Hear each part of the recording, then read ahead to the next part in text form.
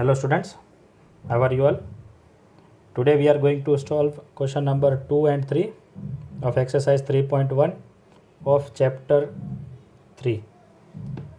Question number 2 says, how many diagonals does each of the following have? They have given us A, B and C, 3 parts.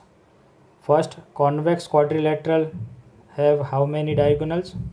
A regular hexagon has how much diagonals? And a triangle has how much diagonals? In introductory part, I have given you one formula to find out the number of diagonals for n sides. N into n minus 3 divided by 2. This was the formula which I have discussed with you in introductory part.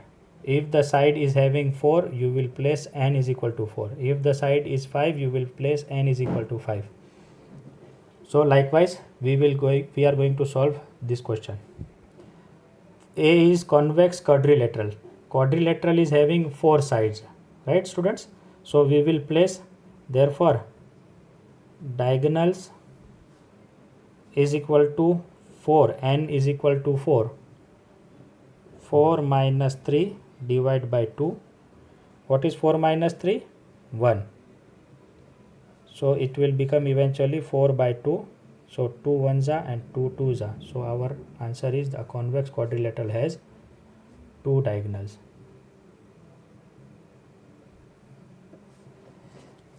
Now regular hexagon, you know hexagon is having 6 sides.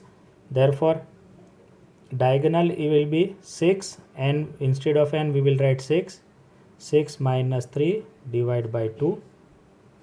2 ones are, 2 threes are, and inside the bracket 6 minus 3 is 3. So our answer will be 9.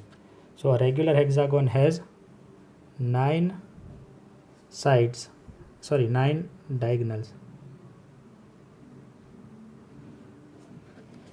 Now last part, and I have discussed you that triangle is the smallest polygon and a triangle does not have any diagonals. So a triangle has no diagonals, or you can say 0 diagonals. You can also place this in formula, you will get 0 only. Let us try. D is equal to 3 sides. 3 minus 3 is equal divided by 2.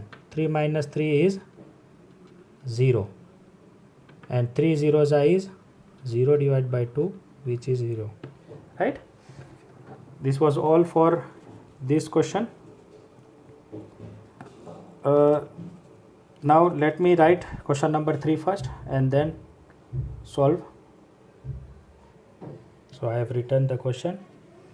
Question number 3 says, what is the sum of the measures of the angles of a convex quadrilateral? Will this property hold if the quadrilateral is not convex?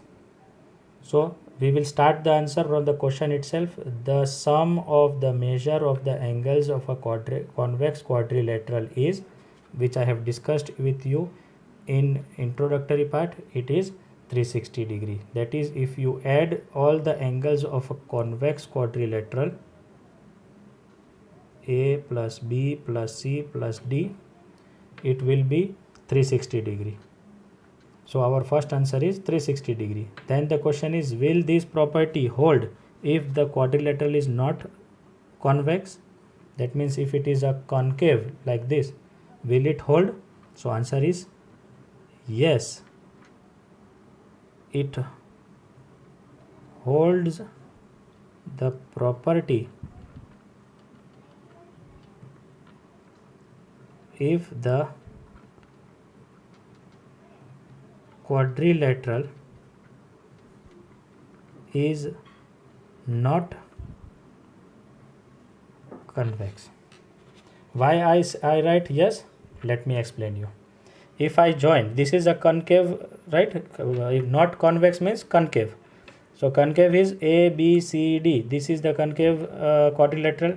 You can see a diagonal is outside and one angle is more than 180 degree. So if I join A and C, one diagonal which is inside, if I join them, I get two triangles, 180 degree and 180 degree. So the sum of all the interior angles D, C, B and A will be how much? If I add them, will be 360 only. And that is why, yes, it holds the property if the quadrilateral is not convex. So if the quadrilateral is concave, then also all the interior angles, sum of all the interior angle is 180 degree. You can see two triangles.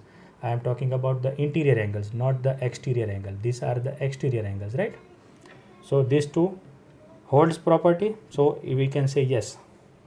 Hope you have understood this question. If not, please go through it once more so that you can understand it properly.